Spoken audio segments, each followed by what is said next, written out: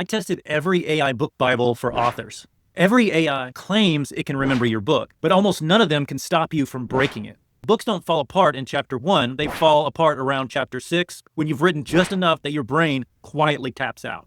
Eye colors drift, timelines collapse, world rules gone. And revision can make it worse. You change one detail and it ripples through 10 chapters like narrative shrapnel. Most tools store information. They don't protect you from contradictions as you write. I did find a way to fix this, but to understand it, we have to look at where the current tech fails. Let's start with NotebookLM.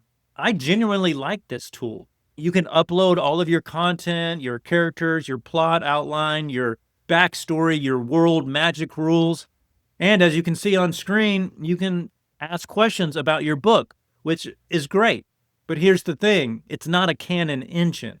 It's not specifically designed to be a book Bible. With some specific prompting, you can get it closer to that. But this is a platform that you're uploading your book to that you don't have control over. It can become payment gated at any time. Features can change. There's a lot of stuff that you can do that's really cool, like create an audio overview, a podcast, a mind map, but it's not intended to be specifically a book Bible. There's an overwhelming amount of features there.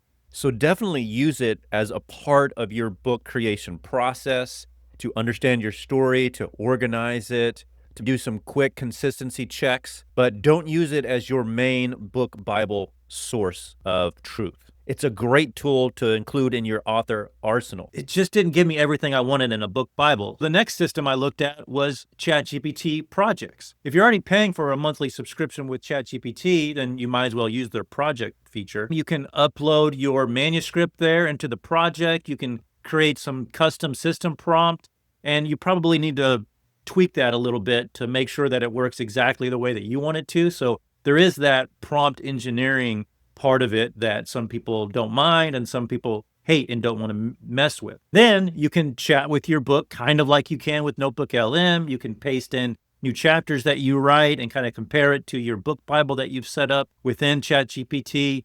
But again, it's not structured in a way that's easy to be a book Bible for you. But the biggest problem that I ran into with ChatGPT is context drift. You're relying on a system that doesn't have a permanent structured source of truth. It feels like it remembers right up until it confidently tells you that Marcus has been a blacksmith this whole time. There's the danger that the AI can start hallucinating for book Bible enforcement exactly the way that I would want it, for keeping you from breaking your own canon. It's more aspirational than effective. And because I couldn't find a single AI tool that actually protected my story, I realized I needed to change my approach entirely. The breakthrough wasn't a better prompt, it was separating memory from creativity. I decided to build a standalone tool that works like spell check, but for story logic. A place where you can store canon in a structured way. You can manually build your book Bible details for characters and timeline and plot using established templates set up specifically to do that, or you could ask AI to do that for you. You paste the new chapter in and you run a consistency check, and that's where the magic happens. If you accidentally changed Ezra's eye color from green to blue, flagged. If you broke the rule no flame magic after midnight, flagged. If your timeline now has 2 Tuesdays in the same week, believe it or not, flagged. It doesn't rewrite your prose, it doesn't touch your voice, it just tells you what broke and why with receipts. And if the change is intentional, you update the Bible. Canon evolves with your story. You're in control, not the AI's memory. You'll get a detailed report of any inconsistencies that come up. Another cool feature is that you can chat with your book. You can ask questions based on your book Bible details or the full context of your book. Like, what's the character's eye color? What's the gender? What's the career goal? What are the major plot points and when did they happen in the story? I'm very proud of this tool. If you're writing a 2-page short story, then you can probably remember that yourself. I built this book Bible system for authors past chapter 5 where things start getting real.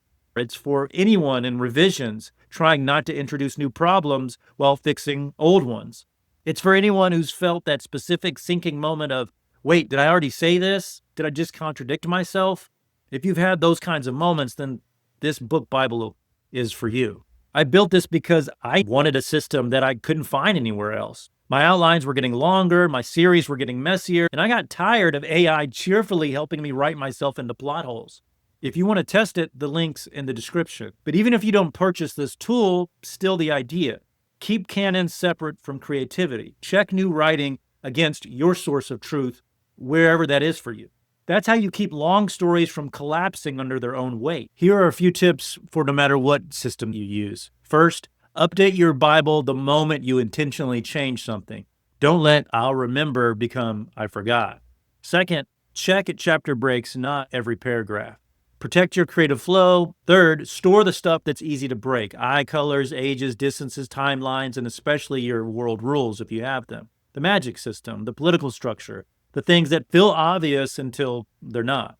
And honestly, start your Bible earlier than you think you need it. Retrofitting at chapter 15 is way harder than building as you go. Writing a novel is already hard enough. You shouldn't have to hold the entire universe in your head while also trying to write a scene that makes someone feel something.